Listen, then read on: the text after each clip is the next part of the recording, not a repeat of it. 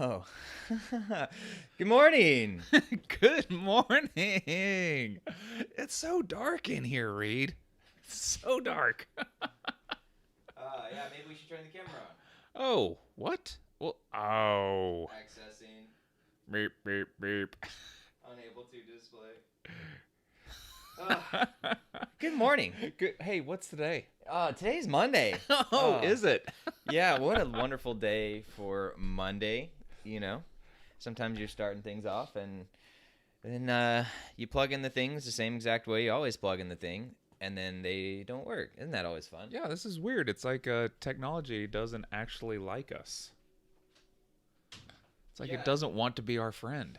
And, you know, for some people like you who are used to people not liking them, they're used to that. Yeah. But for me, it's especially hard. I'm like, man, what is this like Yeah, when people you don't know, like you really need to challenge yourself with being unlikable more, Reed. It's I had to practice for a long time. People used to like me, and then I tried really hard to become unlikable, and voila. Wow, You've look got at this. what happened. Yeah. Oh, man, it's so beautiful that it's even externalized. I mean, now you have this nice, like, diarrhea-colored shirt. It's just like, oh, who would like Yeah. me I anyways? think of it as baby vomit after Baby eating vomit, peas. yes. Yeah. For those of you who are wondering, yes, Ryder is slowly becoming the couch. I'm just, Yes. yeah. And for those who are audio only, just stay that way. Yeah. You're not going to see anything anyway. I blend in completely. Yeah, exactly. But he is slowly blending into the same color as the couch. But good morning, everybody. It is Monday, November 8th, 2021. Man, time flies. When you're having life. Yeah, when life keeps showing up and making you count. Yeah. Like, another day. I want to stop that. One of these, that's my just goal stop when I counting. get older. When people say, what's today? What year is it? Who's the president? I don't want to know any of it. It's probably coming. Yeah, I can Yeah. see that next week. Yeah, right. Oh, man. But you were talking a little bit about, how you had encouraged people to expect you to be bad or useless. And that was a good dovetail into what we talked about Thanks. on Friday. Yeah. When people have expectations and they expect you to be a nice person and you continually let them down.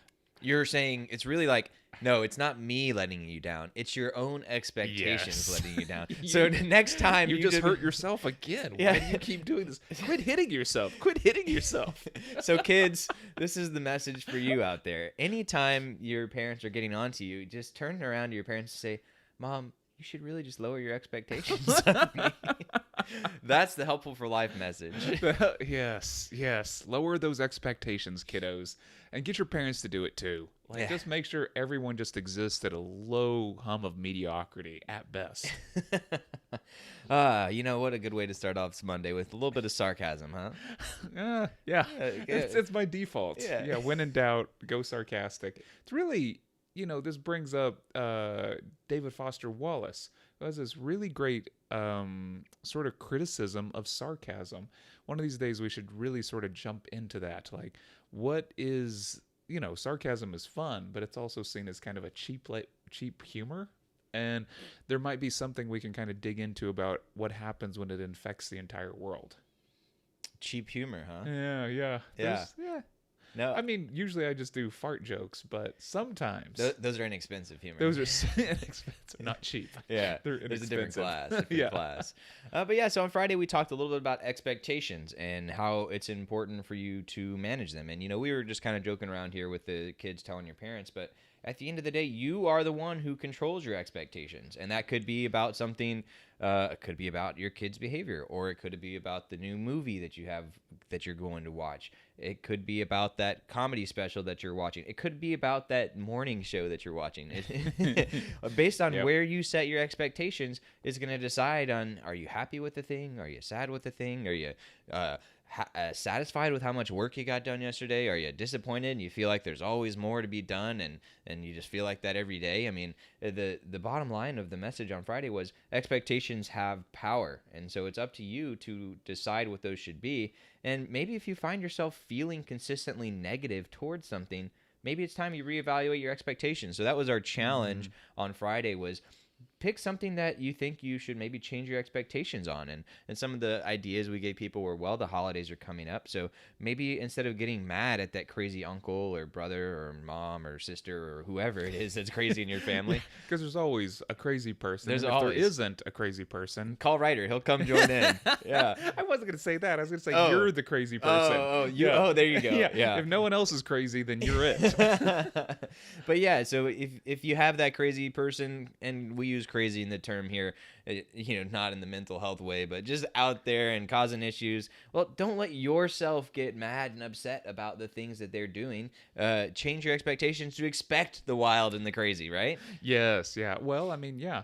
That's what's funny is if you think of it all as an adventure you're going into, like, it really reframes everything. When you think of it as like a struggle, like, oh, I'm gonna go over there and have to slog through the mud uphill both ways, like all this kind of stuff. If that's sort of the perception you show up with, oddly enough, you might make it true. Yeah, that's basically what we talked about on Friday, episode 29.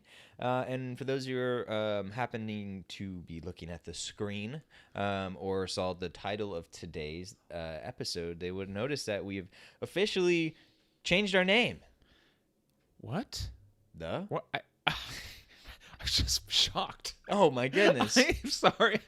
Oh, little clips. Sometimes when dealing with on-screen talent, it's up to the fluffers behind the scene to make sure that they're ready to go. They're at attention. Fluffer. Yes.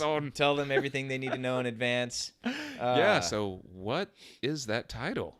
Yeah, so our new show is called What the Hell is Water? Mm-hmm. Yes, and we're just going to leave it at that, and people are going to wonder forever what the heck that means. Yeah, it's not like we would ever go off and try to over-explain anything. No, we wouldn't. We would never do something like that. So first, I'm going to tell you about...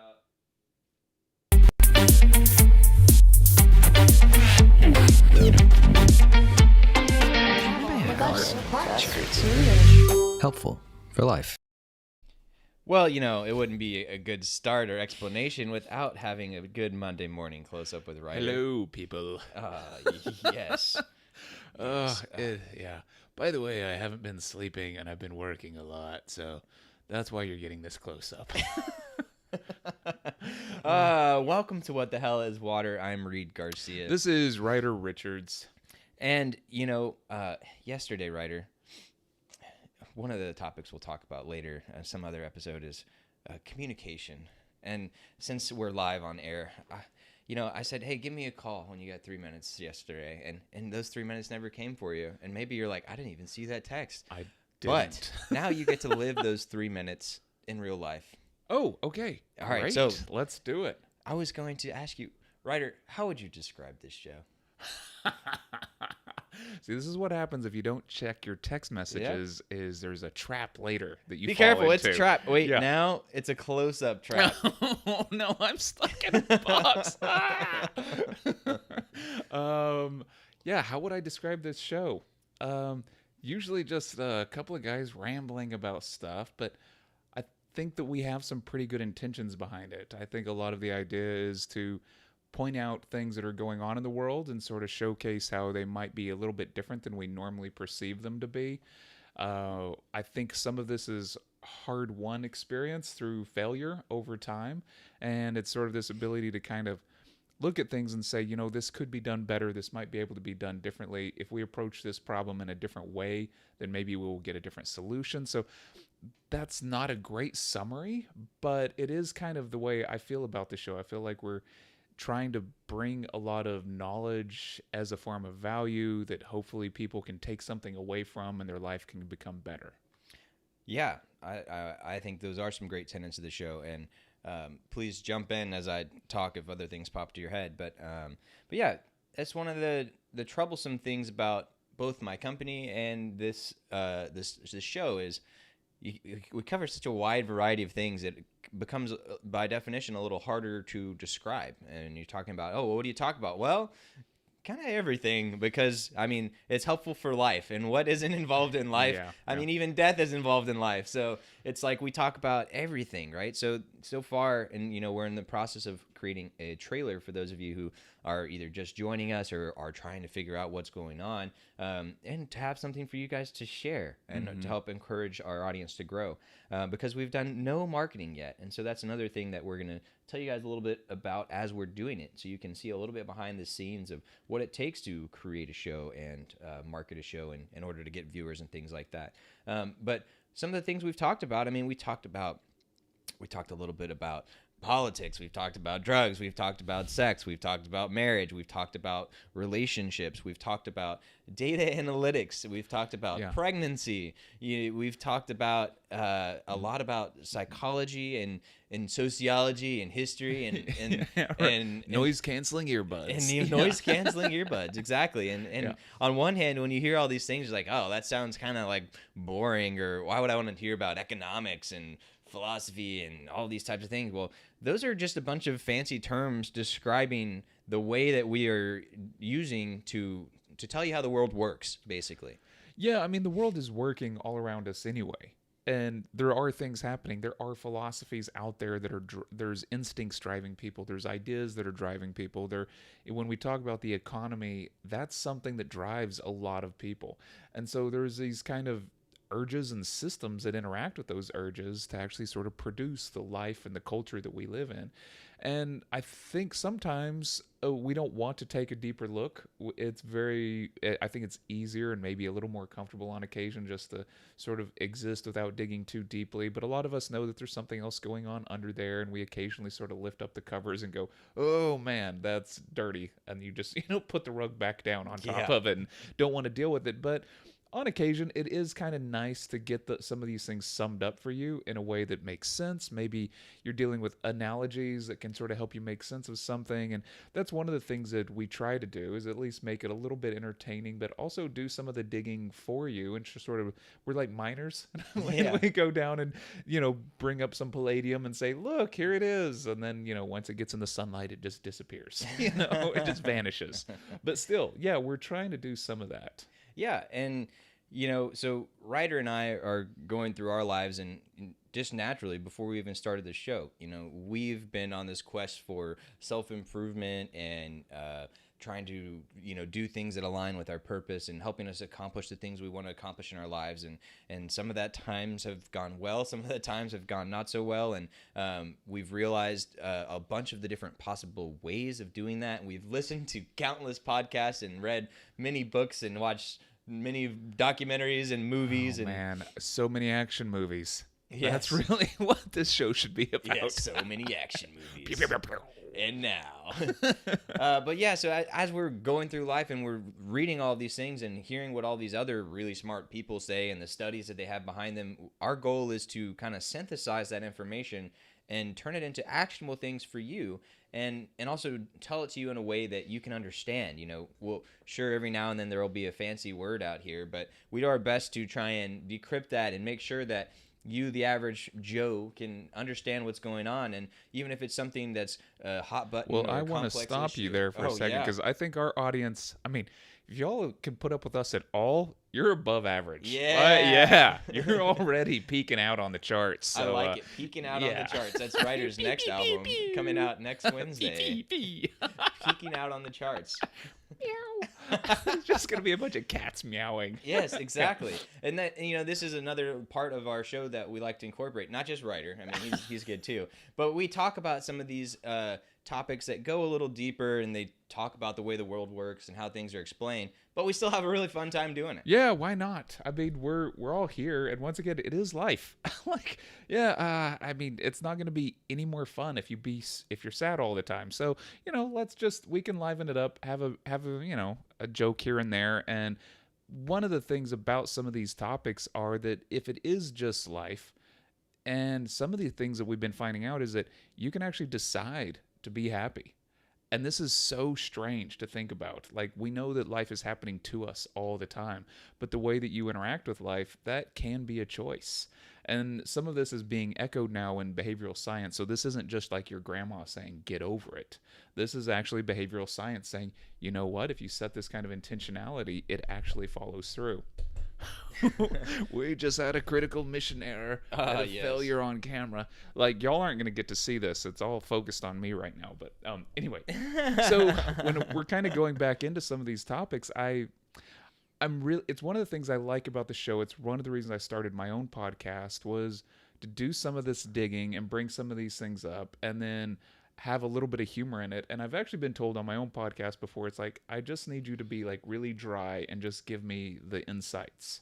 And I'm just like, no, like, life is too short and I need to be having fun while deriving this information. So I think sort of the depth and the humor can go together. Yeah, and that's one of the things I feel like has been, core, at least to my being, for the vast majority of my life, if not my entire life. And you tell me with yours, but humor and making light of things and finding the funny bits, I mean, that's been something consistent for me.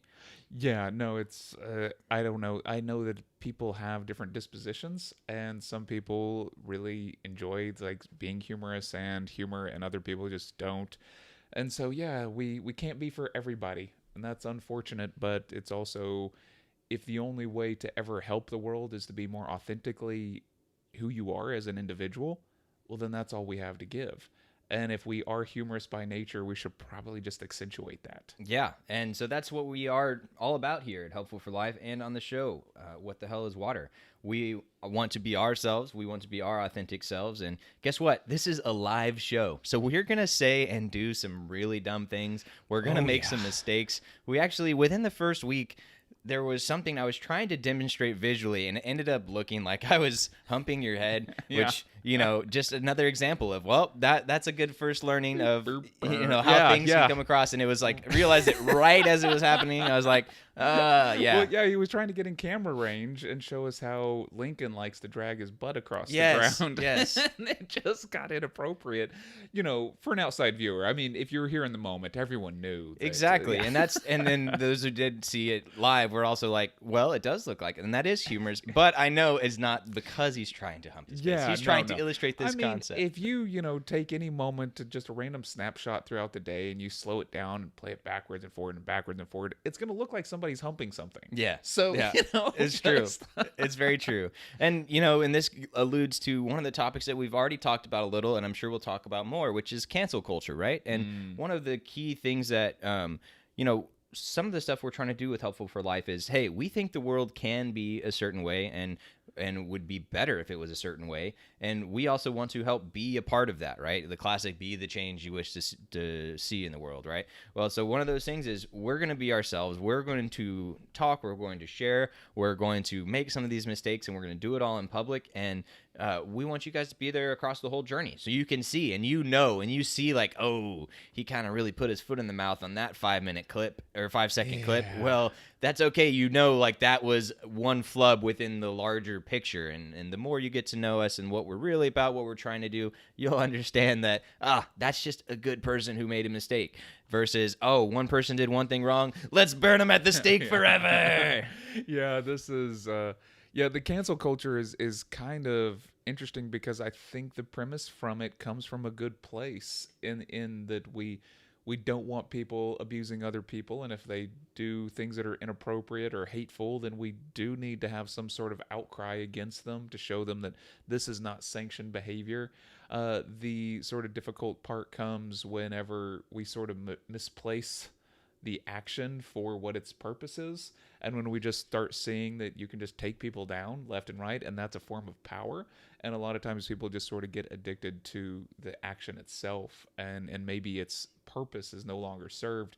And the unfortunate thing about that is it does actually undercut the entire cancel movement whenever it's used indiscriminately against people who don't need to be, quote, canceled. Then all of a sudden we have watered down this power that we have as a society to use our voice for good, because now we're just going around like we have a hammer, and now we're just seeing everything as a nail and we're hitting it. And that's just destructive. It's not actually helpful at some point. Right.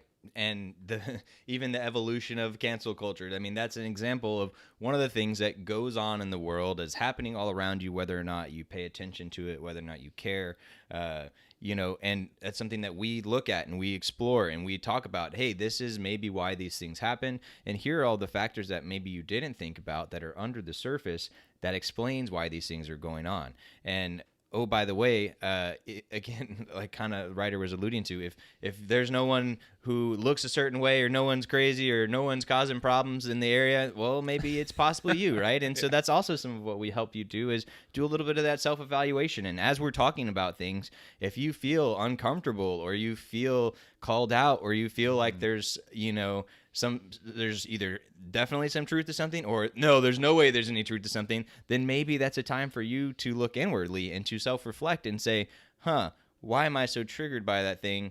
Maybe I should look into that a little bit more. Yeah, and I think Reed and I have also mentioned several times that we know we're privileged white men who are sitting on here. We're educated guys, and that this is a certain subset of the world that no longer maybe even needs to have a voice right now.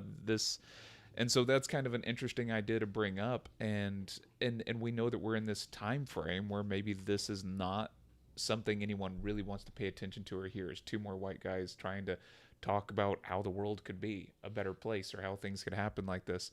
And so we're sort of aware of that, and we're also, of course, interested in what you think about that. If that is something that means that, what should we do?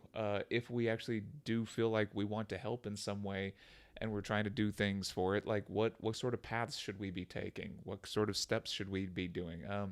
If there's ways that we should reconsider ourselves and our own behavior, our own language usage, things like that, we're totally open for it. Please help us out. Help us along this journey. Yes, please do. And I will point out that, the way this whole show started, this is episode 30, which we're kind of using as a relaunch, since we're changing the name and we're starting the marketing effort. But the part of the way this show worked was we just started, and it was a Monday morning, and it was like, all right, we're going to do this thing. And we had some technical issues or something, we're going to start 30 minutes late, but we're just going to do it. Yep. And so we just did it. And every day we started improving just a little bit, and we started taking off small chunks and saying, okay, we're going to take this one actionable piece, and we're going to get a little bit better and bring that better self tomorrow to the next show. And that's a philosophy that we are encouraging you, the listeners, to take in as well, because it's very easy to look at and say, oh, I want that. For this example, we want that show that has millions of views and looks all pretty and has all the best guests and all those kind of things. Well, yeah, you can fixate on that and then have that big gap where you're failing that big gap for a really long time and possibly forever. Or you can instead change the way you look at it, change your expectations, and look at just the small slice you can do, and focus on that small slice every day. And so that's the approach we've been taking. And there's already been feedback that we've taken from our listeners, on certain things like, hey, yeah, maybe you shouldn't say that anymore. Or, oh, maybe you should better emphasize these things. And, oh, hey, maybe you should make sure to remember your challenges so people recognize them as important, because when you don't remember them, it sounds like it's not important. And so these are just a couple of the things that we've already heard from our users that we're incorporating into our show, which brings up one of the most important parts of this show, which is you, the user. And that is the audience member. You, the one who has me in your ears right now. Hello. Hello. Hello. Hello. Yes, we want to hear from you, and the show is literally for you. The company is called Helpful for Life, and the goal is to make your life better. We use those challenges as a way to help you improve yourself a small little bit every day. And we also encourage you guys to write in with your questions, your life troubles, anything that's going on with you, whether it's related to your career, your finances, your sex life, your in-laws, whatever, your sex life with your in-laws. That would get really interesting, so we are in the South. Yeah. Is that what they're known for? I don't know. Yeah. Anyway, just something else that I was just thinking about, right, is that we were talking about challenges, and we were talking about resetting your expectations on something. So out of curiosity, did you at some point do that this weekend? Did you kind of have an expectation shift? Yeah, I did, and it happened to be with this show itself. And expectation shift is, I think, the number one skill you learn as an entrepreneur, and you're still never good at it. But that's one of the things, exact example of doing things with the show. It's like, oh, well, right now we're streaming on multiple platforms, which is great. And this is now the second time we've done it. And the first time we had a couple errors, and then we fixed them, and now we're doing it bigger and better. So now I think we're on Facebook, we're on Twitter, we're on Twitch, and that's it right now, I think. And we may end up getting on a couple of others like Reddit and Instagram in the future as well. But so one of the expectations for today was, let's get all of the previous episodes published so we can have them on the podcast. And let's have our trailer. Let's have some our little audio tune jingle for the show. It's like we have the list of all of the things, right? And it's like, we're going to have all those things done by Monday. And then the reality is you start working on something, and then you realize all of the subtasks underneath that task. Yep. And you're like, okay, just realistically speaking, like this isn't going to happen. And so then it's like, okay, do I let that just crush me and make me feel horrible for not doing the thing? Or do I say, okay, I recognize this is bound to happen. Let's change the expectations and work to that new thing. Now, you got to have that grace, right? But that's part of the balance, right? You got to have some grace to let yourself have slip and deadlines and things like that. But you also need to have deadlines and stuff, because at the end of the day, you got to get stuff done, right? Yeah, no, I mean, it's always kind of nice to have the list in front of you. It helps whenever it's realistic. It's like, yes, I actually can accomplish this in a day. I think that's the other side of the expectations, is to just overpromise and realize about maybe halfway through your day they're just like, no, there's no way. And that's either that we haven't managed our time properly, we spent too much time on one area, maybe we should have budgeted more for that, maybe we made that more complicated. I actually heard something interesting the other day, that if you give people who are professionals in some area, say writing, for example, they're professional authors, and you give them and just a normal person the same task, well, then the professional people always complicate it. They overcomplicate and they make it harder. They problematize the issue to bring to bear all of their knowledge and education on that topic, while the other person just accomplishes it, and then they move on. And so sometimes having a lot of insight into an area actually makes it harder to manage your time, because you're drawing forth from all these different sources of knowledge to pull them together. So sometimes I wonder if that's what we're doing. We have something scheduled for 1 hour of time, but instead of doing the 1 hour solution, we try out the 3 hour solution. Yes, I could not resonate with that more. I was literally just yesterday, I was telling a friend, I was like, part of the problem is, and this sounds, arrogant or whatever, but I can figure out most anything. And I'm an electrical engineer, so I got the technical side of things. And so if we're working on something that has programs and different computer and software, it's like I can figure it out, and I can make these talk to this and this talk to this. And there's 5 different software that kind of do the thing that we want us to do, but none of them do it exactly. So it's like we can make them all work together. And then it's like you look up 20 hours later and like, bro, why didn't you just do that with pencil and paper? right. Yeah, that's one of the funny things about design. Whenever I started doing like logo design for people, and I'm not the best logo designer. I'm okay at it, but I'm not the best. I know people who are brilliant at it. But one of the tricks is to honestly just use pencil and paper. Like there's so much that once you get into the computer programs, that designs in a certain way because it has certain tools that you use. And sometimes that can help you get to a good design, but a lot of people I know that are brilliant, they just use the pencil and paper first. And so there are sort of steps, there's like a checklist of disciplines that actually help you save time and help you stay on track to not only be more productive, but to get a higher end result at the end.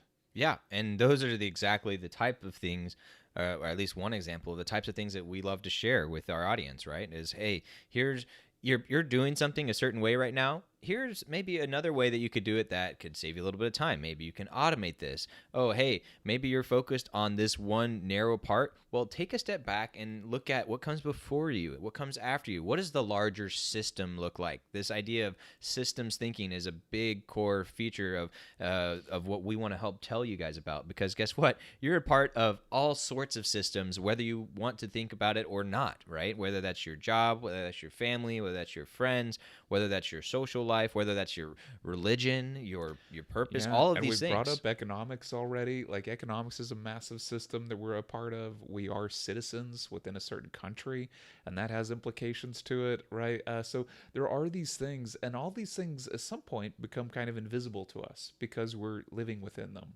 Yes, they very much like water to fish. Oh man, he's getting better at this transition thing. Yeah. So, which brings us full circle to the name, what the hell is water? And so, for those of you who are wondering, what does that name come from? Well, there's this parable where there's 2 fish kind of swimming down the fish road, and then another fish comes from the other direction. He says, "Hey, how's the water today?" Kind of like, "Hey, how's the weather today?" And one fish is like, "Good," and the other one's like, "What the hell is water?" Yeah, right. And because he's, the water is all around him, kind of like air is all around us, and he can't necessarily see it, but it's all around him nonetheless, and it's affecting him, and it's how he's able to live, and it affects where he goes and how he goes, and whether he realizes it or not. The water has temperature, and there's certain areas that he can live and he can't live, and it's usually a gradual change, so he doesn't realize that he's getting to unsafe territory until maybe it's too late. And so these are all different ways of looking at how all of this stuff is going on around you without you realizing it. And our goal with this show is to help explain that to you, help you point out, hey, here's all the stuff going on around you, and more importantly, here's how it works, and here's how you can use it to your advantage. And a great example that comes to my mind is anytime someone complaining to me about something going on at work. And there's 2 types of complaining, right? There's one where someone just wants to complain and they just want you to be like, "Oh yeah, that sucks." And then there's the other kind that gives you the answers and the ways to fix the problem. Well, guess what? I do most of the time, right? I'm giving you the answers and fixing the problem. You're a fixer? Yeah, I'm a fixer. Wait, you're a guy? Hey, you don't tell me. I'm going to explain this to you very pointedly now. That's not what is going on. Yes. Yeah. So having that explainer, right, and that solution-based focus, that's a big part of what the show is. And, yes, we do not recommend that you hyperanalyze everything we say and try and implement everything we say all the time, because that will take you into a very bad trap, and you will always be analyzing yourself and you will beat yourself up. But maybe at least one thing a day you just pick and you say, okay, now I learned a little bit about that. Let me shift my thought on that. Let me shift how I work with that. Let me shift that habit, that routine around that. Yeah, that's these kind of incremental small changes are vital. I think the other part of the what the hell is water is sometimes it's not even that we're promoting a huge change. It's just a shift of the way you're looking at something. just sort of being more aware of how a system is pushing you or something. We've talked before about the way social media pushes people. And I think people are becoming more and more aware of that. There was a time period where people didn't think it was. And now we have tons of studies that are coming out that are just like, yes, this is actually really messing with the way people operate in the world. Like, they are less engaged with the reality. They're more engaged with their phones. There's all these other problems that are showing up from this. They're more susceptible to impulse purchases, and the algorithms can now track these kind of things. So sometimes just having knowledge of that knowledge is what allows you to sort of protect yourself from these influences that are coming in against you. Right, and you could even almost compare that to expectations, right? So by learning more about the systems, by learning more about the people and why people are doing the things the way they are, why people are feeling the way they are, and how you could better communicate with them, those are the types of things that we're teaching you guys so you can be more successful both in your personal life, your professional life, your love life, your culinary life. And speaking of the culinary life, Kickstart Your Kitchen. That is our flagship course. So if you go to kickstartyourkitchen.com, you can find out how you can revolutionize your cooking game in as little as a weekend.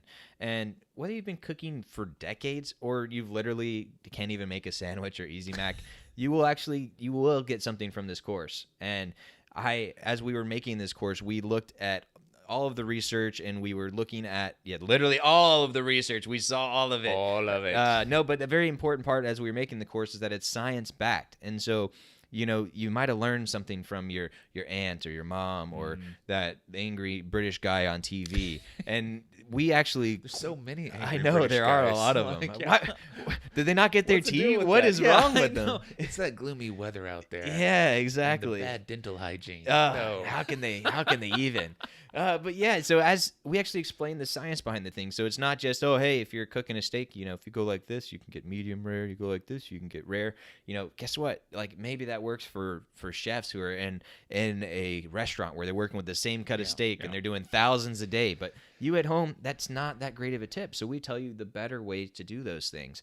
And so just like we're doing with this show here with life as a whole, with Kickstart Your Kitchen, we've done that around the kitchen. And it's not just cooking.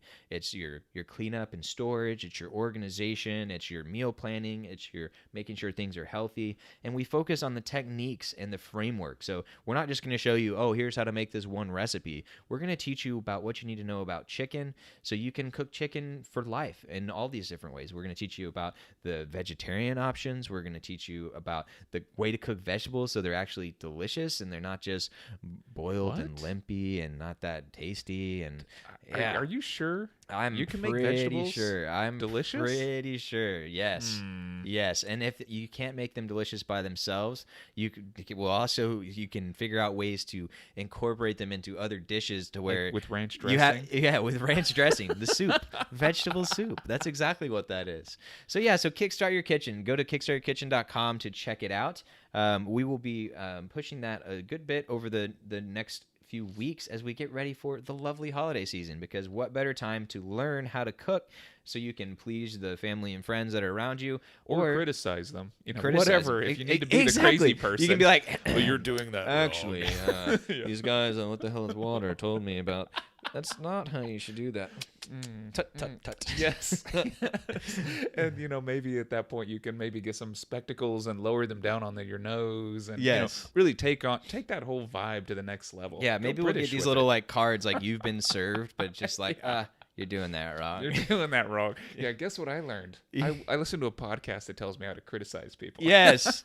So thank you. That's what the main takeaway we wanted everyone to have. Yeah, oops, sorry, we appreciate everybody. that. Oh, okay. So one last thing I wanted to talk about before transitioning to the next bit was the reference to the speech. David Foster Wallace. Yes. So one of the things that I don't remember, cart horse, which one came first, the name or the speech, but there's a writer named David Foster Wallace.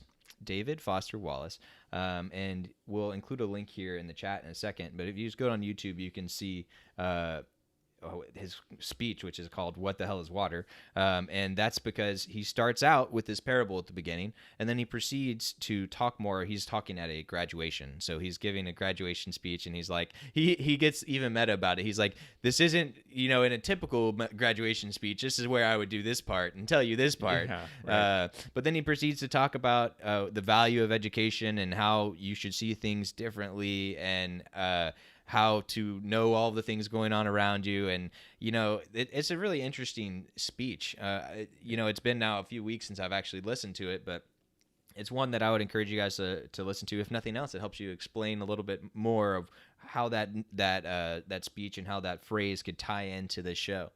Yeah, and he's just a really fantastic author as well.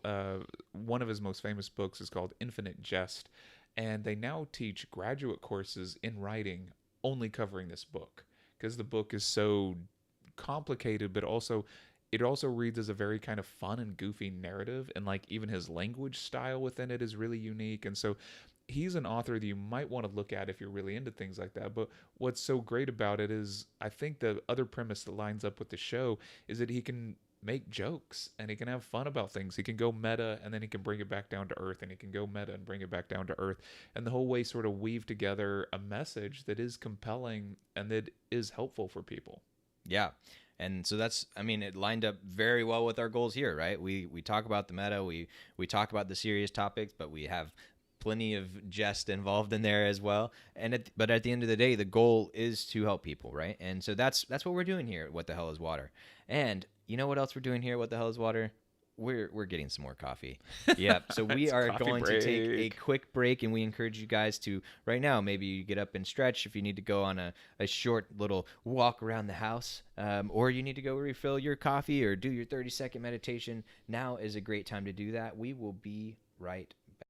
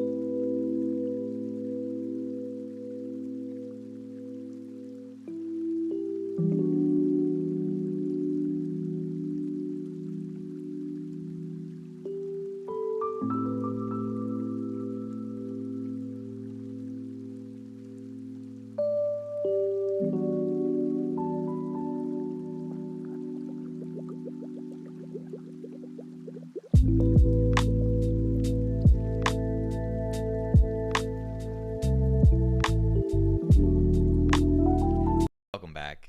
Welcome back. Yes, here. Oh, Coffee in clink. the Oh, morning. man, your fingernails look nice and clean. Yeah. Let's get it all.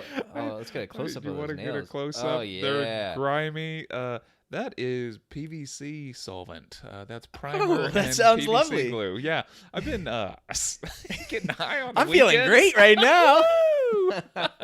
Welcome back to This Is Water. I'm Reed Garcia, This is Ryder Richards. and we now have our coffee and our Yes. solvents. So, So yeah, cheers to that. and this coffee is so strong. If you dip your fingers in it, So, people hopefully now, after, much gallivanting, have learned a little bit more about what the show is about, what the things we're going for, and where the name came from. But now they're probably wondering, who the hell are these guys, and why should they be the ones to tell us? yeah, I mean it's a good question, and Reed and I both would rather talk about other things, but we also realize that on occasion we do need to give a little bit of a background and a biography for each other. But I think one way to do that is we'll just start out. I'll ask Reed, Reed, what is your background? Where did you grow up? I know you went to school somewhere. Where did you go to school? Yeah. And, this is one of the times where we don't mind being a little bit meta, and we love telling you guys that, hey, in marketing, it's much better to focus on the benefits you're providing the customer rather than the features of the thing. So if you're selling a computer, instead of saying, 3.8 gigahertz and 75 gigaflops, and yes, I'm an electrical engineer. I swear I made these things up. And it's got all those things. No, what the end user really cares about is, can I talk to my family on it? Can I edit pictures? They care about what benefits to them. So this part is a little painful for us because it's just us talking about ourselves, but we also think it's valuable for... Yep. That's how that goes. Sometimes the phone rings in the middle. We also think it's valuable for you guys to know a little bit about who we are. One, so you can have a little bit of trust in knowing, okay, these guys know a little bit about what they're talking about. They have a little bit of experience, but also so you know our biases, and so okay, like he was talking about, we're both middle class white dudes, and so we come with some biases because of that. And then also, yes, from our backgrounds and things like that. So who am I and where did I come from? So my family is originally from Mississippi, both of my parents, but then they moved to Dallas, and that's where they popped out the babies. So I was born here in Dallas, Texas, and I was raised in McKinney, Texas, which is just north of Dallas, about 40 minutes. And that's where I grew up. And then I went to school, and I studied electrical engineering. I went to Texas A&M, which is a great school. A lot of people market on the conservative side of things. It's the more conservative of the public schools within Texas, which is known as a conservative state. So I was able to see some of that, when I was at campus when people were throwing eggs at signs of Obama when he was about to be elected. And but yet I also saw lots of international students while I was there, and saw LGBTQ groups there. And I saw, although it was maybe a small percentage, I did see a little bit of that side of things, which naturally can come out at universities and things like that. But then I moved out to Los Angeles, which is pretty much on the exact opposite end of the spectrum. Very liberal. It's in the state of California, which is barely surviving and not, falling off into the ocean, and has a very different idea of what government should and shouldn't do for you. And, balanced budget is an interesting word over there. But, it was interesting to live over in LA, and I lived there for 5 years, and I worked as an electrical engineer, doing various roles, building satellites. So, it's not quite, I can't say I'm a rocket scientist, but the thing that's in the rocket that goes out into space, which, by the way, the rocket's only got to work for 5 to 30 minutes. The satellite's got to work for 5 to 30 years. So you tell me which one's a little harder.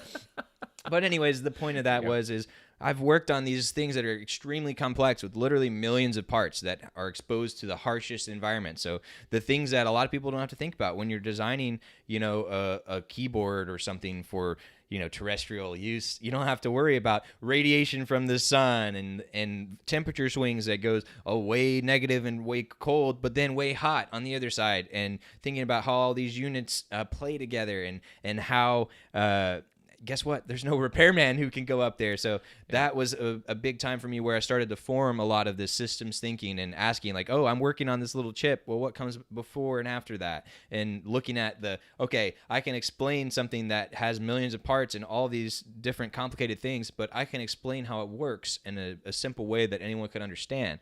And so that's kind of one of the common traits for me that I really enjoyed honing was how do I take these complex things, whether it be engineering or the way the world works or whatever, but explain them in a way that anyone can understand and get value out of, right?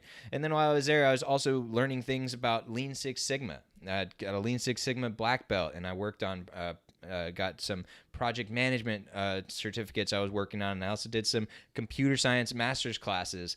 And so I got to see some different sides of things in that way and learn a little bit more through the design phase and all the different things that people keep in mind, and like a term called poke-yoke, which is when you plug something in, it can only go in one way, and doing some good things like that. And lean is the idea of doing things as efficiently as possible without waste. And so, yeah, there's a lot that I learned over there. And then some of it was also just social and cultural. You know, I loved being exposed to all of the different types of food and the different types of music and cultural events that were just ripe over there in Los Angeles. You know, one second you go downtown and it's got this whole feel. You go to these breweries, it's got a different feel. You go to this area of town where you have all the best Korean food that you can have. And then it's a great exposure to a wide array of cultures. And then there's also times where you're sitting there watching the re-election, and people are talking very much like, oh, how could you vote for this person? Or that was the throwaway vote or whatever. And you see them talking in these ways. It's like, well, you know, regardless of how I voted, if I didn't vote for who you voted for, I'm very uncomfortable right now. And I don't feel like I could share an opinion or dissent because of the way you guys are talking. And so that was another interesting thing to see, and this was within a group of people who actually came from all over. So there's a lot of experiences that came from all of that, that kind of helped me form who I am and the way I see the world and the way I think dovetail nicely into doing something like this. Yeah, no, yeah. I mean, it's fun because I've heard, of course, a lot of this before, but listening to you sum it up, it makes a lot of sense. Yeah, you've also sort of taken those technical skills, but you've sort of moved them as well into things like project management and communication. And of course, you taking those insights and using them on the world around you. Yeah, you're going to come at it with sort of different ways of thinking, which is, I think, when we first met, it was one of the things that was sort of fun for me, to bump into somebody who you knew was intelligent, you knew was thinking about the world, you knew was thinking about different things, but also willing to sort of have fun. And I think that those are, they're not rare traits. It's just kind of interesting to bump into somebody in your local neighborhood and sync up with them. And it seems like increasingly I have been having to drift into further and further corners to actually find people that I can have bizarre conversations with. And so when you're talking about this idea of who you voted for or whatever, then there does sort of seem to be tribal mentalities that shape up, and you just have to sort of toe the party line in certain ways. What's fascinating from my background is that I grew up in New Mexico, moved over to Texas in the middle of high school, and was playing sports. I don't know, I played like 5 sports in high school, so was pretty active doing that. I've gone to like 5 different colleges, so went to almost every school in Texas you can go to. And I did go to Texas A&M for a year, studied architecture out there, came back to Texas Tech, which is out in Lubbock, Texas, and got my degree in art, got a minor in architecture, and then went straight into grad school at TCU, Texas Christian University in Fort Worth. And while there, got my master's degree in painting. So then after that, I was like, okay, so I've got 2 art degrees. What do you do with that? I mean, I can make paintings, but I'm not very good at marketing or selling them. So the issue was, what are you going to do next? And I became a teacher. So I'd kind of always had in the back of my mind that I would become a professor eventually. So at first I taught at multiple colleges part-time, and then eventually started teaching elementary school. Did that for a year, and that was exhausting. But I learned more probably in that year than I had in a long time. A lot more than maybe I learned going to school in some ways.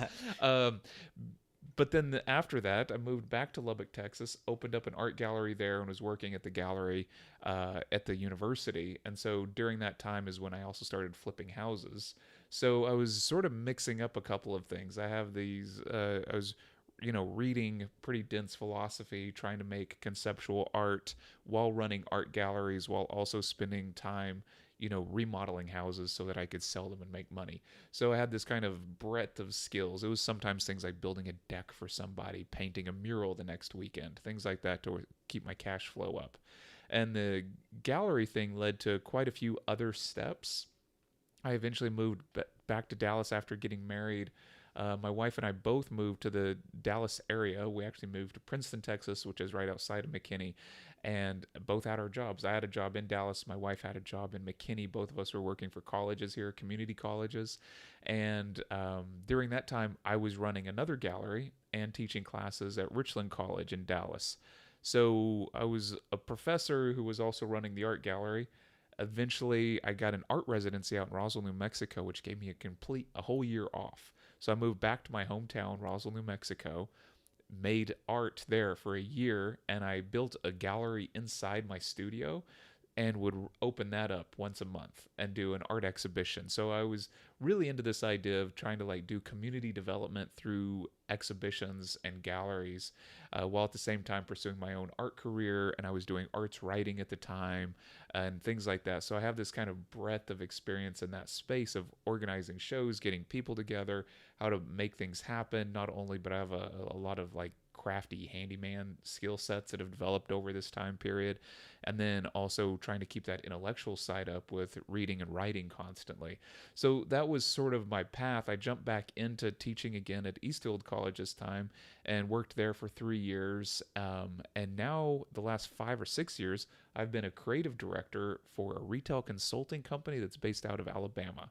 I still live here. I work remote, but now I do things like website development and new product development, marketing, graphics.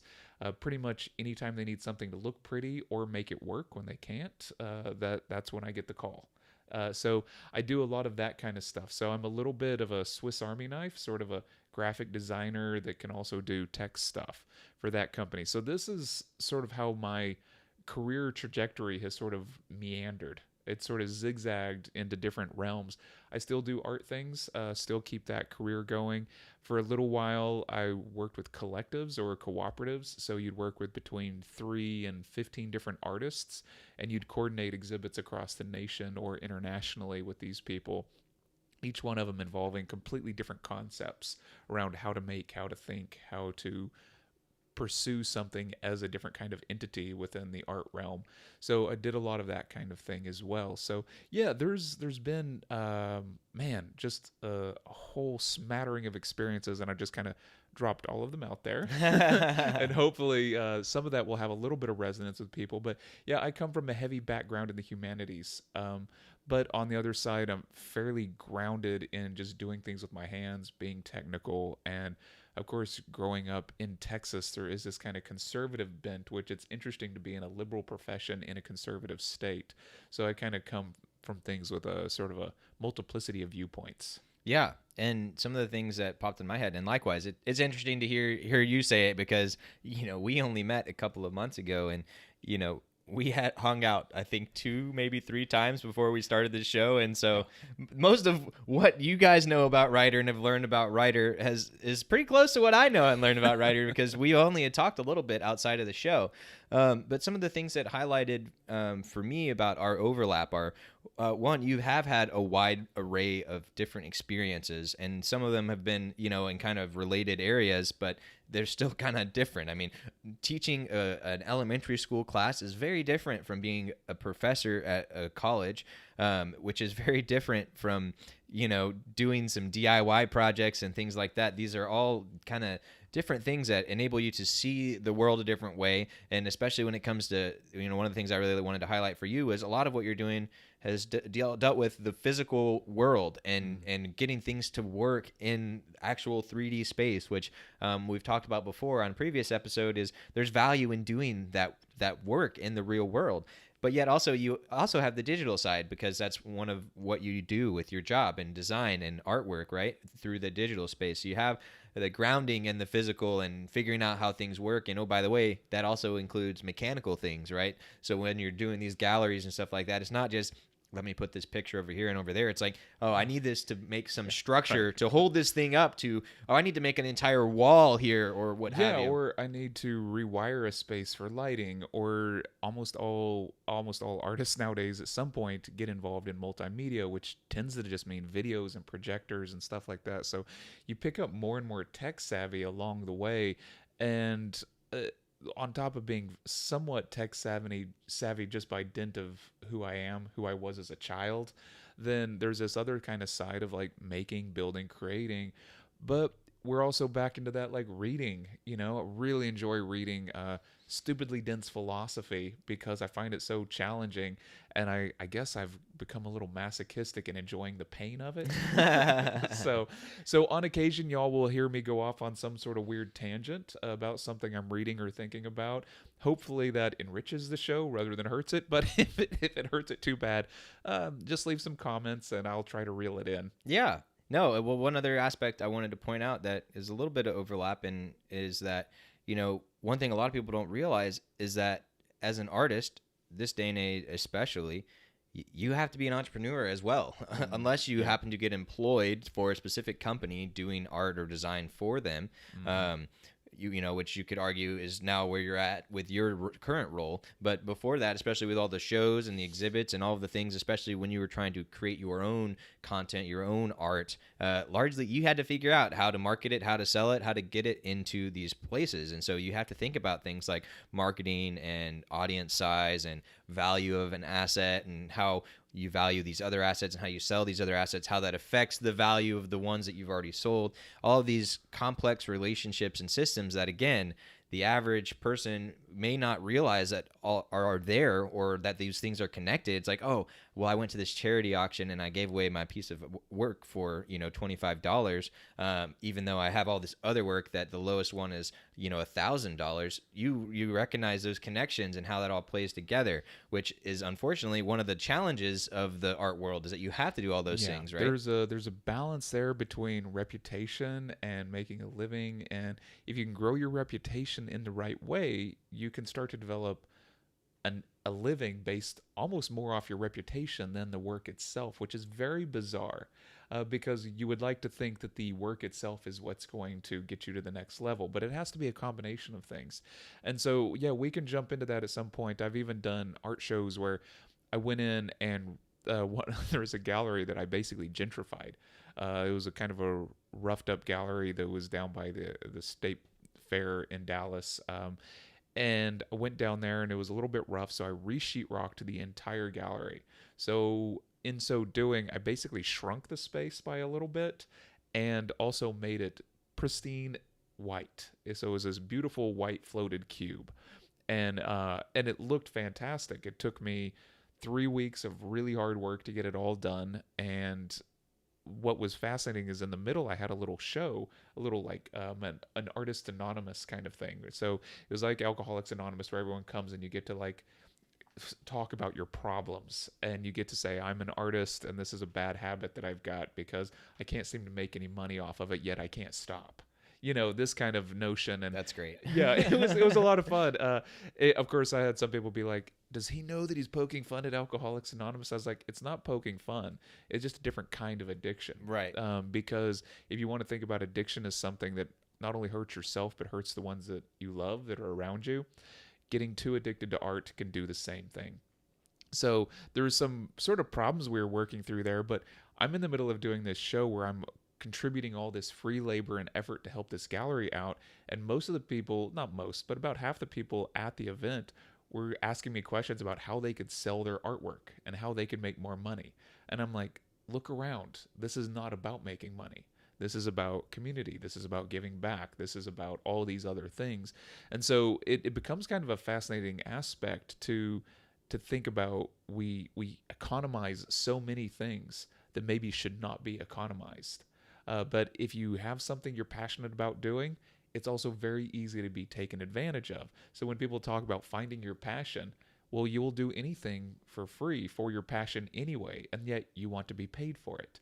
So this is a really complicated facet of capitalism that I was trying to critique with the show, and I found that to be, it required conversations. Just simply having the objects on the wall or doing the action was not enough. You actually had to have conversations. And that's one of the reasons I think I started leaning into something like more arts writing and podcasting, is because there needs to be alternate ways to get the conversation out there. I can make an art piece and I can have a 5,000 word essay on it. I don't think anyone's going to read that essay, but maybe they'll listen to me talk about it for 5 minutes on a podcast. Right. And that's a big thing. And that's one of the things we're very conscious about here at Helpful for Life is different people consume things different ways. And, you know, it's frankly one of the core challenges that we lean into with the company is how do we help educate people on their lives and how they can do it better in a way that doesn't feel like education, and it doesn't feel like a lesson. It doesn't feel like mom or dad's like telling you to do something. And that's exactly the vibe we're trying to go for is, hey, we're just a couple of friends. We're having these conversations. This is something that we would do and we talk about when we're on the couch with other people just hanging out. And that's the vibe we're going for. And the big part of having that vibe is getting the participation from you, the audience. And guess what? If you're listening to this now or near now, November 8th, 2021, you're very fortunate because we are extremely small right now. As of right now, we have a handful of listeners listening right now, literally a handful. And so if you are within that handful, then you can participate. You can get your questions answered. And some people are like, oh, but Reed, I don't want to do my problems. Well, you can stay anonymous if you'd like. But guess what? If you have a problem or something that you're worried about or whatever, guess what? Somebody else probably has that exact same thing. So you can help us help you, which helps other people, right? Yeah. Let's all help each other. I think that's the other side of it is it's very easy in our current society to be isolated as an individual. You can be on every social media in the world, but still not have deep connections with people. So building a community of like-minded people who are thinking the same kind of thoughts you are or answering and dealing with the same kind of challenges and problems, and you can help each other out on a journey. This is a great access to a resource that the internet is offering us right now. So we can talk about these things. You can join in. We can have you on the show. We can talk about all sorts of things. Like it's kind of like sky's the limit right now, and we're shaping this as we go. If you think that you've got something that you want to talk about, please let us know. Let's see what we can make happen together. Yes, and one really, really important thing I want to point out is one, we're improving as we go. And right now we've created version 1 of our channel or our podcast art, What the Hell is Water, which we'll be sharing as the thumbnail.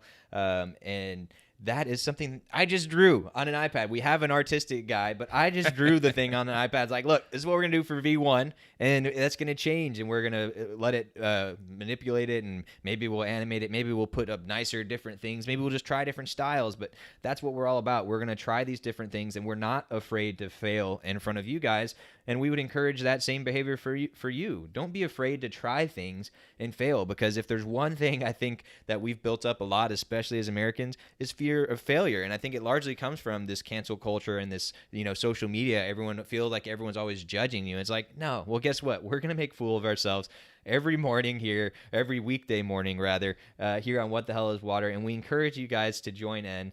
But one thing I wanted to point out was I forgot to mention the last couple of years of my life, which were after I started working at Boeing. Right. And after that, I decided to quit to start this company. And that was in 2017, which was 4 years ago. And that's a long time. That is a really long time. And I know there's a lot of people that know me, whether they're family or friends, are like, what the heck is he doing? And it's been 4 years. What does he have to show for it? All these types of things. And guess what? Even if those people aren't thinking those things, I'm thinking all of those things. And within that 4 years, there's been a lot that's gone on, including there's been a year where Danielle and I, we lived in an RV as you can see actually right here on, if you're watching on screen, we lived in an RV for a year and we traveled around the U.S. and Canada. And now I'm up to 46 states. I'm missing only 4. And then also have done a good amount of international travel over the last few years. And I'm up to, I think, 10 countries, largely in Latin America, which I hope to get to Europe soon.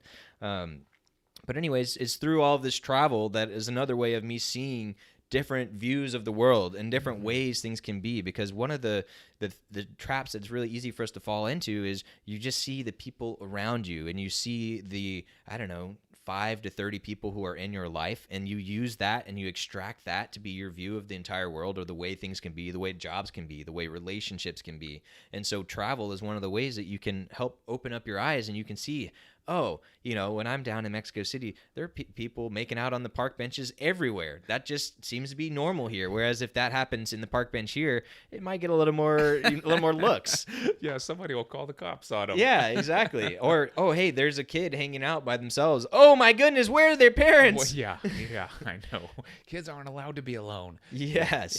Yeah. But yeah, so let's. But the last thing I wanted to say was, you know, as those last 4 years, my entire job has been to analyze life, to take all of those analytical tools that I've developed, those ideas of me taking those complex things and drilling them down into the simple, and looking at the things with millions of parts, looking at all the systems that we can't see, looking at the water, quote unquote, that's all around us, and trying to figure out the best thing to do with all of these things. And, you know, unfortunately for Danielle, my wife, she's been around the whole time. And so she gets to hear, oh, well, you know, there's a better way for you to wash that dish, or, oh, there's a better way for you to clean that floor. And unfortunately for her, but it's been great for us to develop all of these different techniques and ways that we can now teach you guys. You know, now, one, we've done largely, our first big piece of thing that we have to show for it is Kickstart Your Kitchen. So kickstartyourkitchen.com, as I was talking about earlier, you can revolutionize your cooking game in as little as a weekend. And we will be announcing in the coming weeks, actually, a cohort model where you can take that course alongside other people. So we're going through it at the same time. So we'll hear more about that here in a second.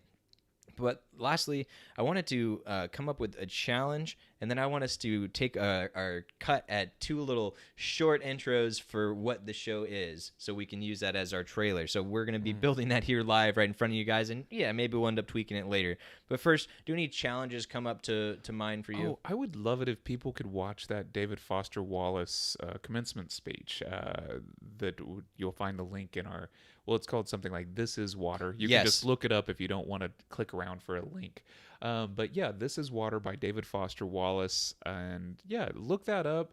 Give it a listen. I don't think it's very long. And it might just be a nice thing. It can act like a motivational pep talk for you.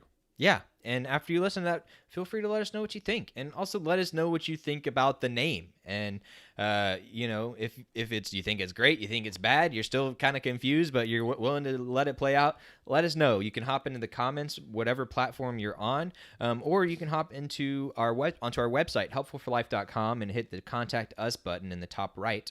And as time develops, we'll probably end up developing some other ways for people to reach out, but that's what we've got right now. So let's take a cut at if we were to turn this into a trailer, what would we say about this podcast? So, you know, I would start off with something like, welcome to What the Hell is Water, where a guy who grew up in the art world and has a lot of experience in DIY met a nerdy analytical electrical engineer who turned out that he really enjoyed analyzing life and trying to tell people better ways to do things. And then they created a show together, and they talked about everything from fart jokes to Play-Doh to actual Play-Doh. And, you know, we talk about things like philosophy and sociology and economics, but in a way where you can relate and you can understand, and you don't need to know all of the fancy words, and you don't need to hear all the fancy things. And then there's people who are making jokes all the time, and you can make fun of that one guy who sounds full of himself as he makes fun of the other guy who sounds full of himself. And so if I had to say what the hell is water, it is a show for you to watch. It's a great way for you to start your day. every day we incorporate at least one challenge where you can make one small improvement to your life, because we recognize that it's much easier and sustainable to do that versus having some big, large goal. And through the gift of Gab, we give you the gift of life. Oh, wow. Man, what an epic intro. Oh, man. Oh, yeah. Man, I feel all inspired now. I was going to say something really dumb. Well, I'm ready to hear you're really dumb, Ryder. Let's hear I was your just take. like, what the hell is water? 2 blobs of hydrogen that make out with some oxygen. And that was about as far as That was as far as you got. I think that was pretty good, though. Yeah. Oh, I like it. No, I put another way, I would say it's a guy with the humanities background coming from the liberal arts and talent. That's actually going to be part of the intro. 2 guys who are willing to fail in front of your faces. One who's got a background in the humanities and the arts. One who has a background in the hard sciences and the engineering, coming together to explain the way the world works. Everything from relationships to your job to purposeful living to even the fun stuff that no one talks about, like drugs, sex, rock and roll.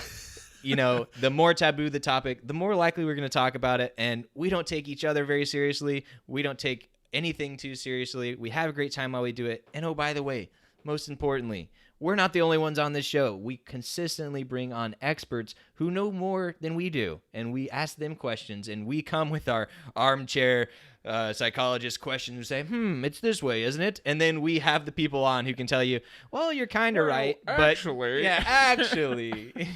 Yeah. Oh, any other last thoughts about what the show is? No, I like all these things. Yeah, it really is. It's 2 people discussing things and trying to find a path forward. And hopefully that path has a lot of other people that are asking the same questions, and we're all heading in the same direction. And that's just towards finding a better life and finding a better way to do things. And we all know that we could probably improve in some small way. And hopefully this show can be a part of that journey for people. I think also you're going to get to see us grow and change as well. Hopefully we learn from the show. It's just as much for us as it is for you. And but we're open to just about anything. So yeah, invite yourself on. Throw a question out to us. Participate with us. Let's build a community out of this. Yes, I like that a lot. So the last thing that I will end with is the words, what the hell is water?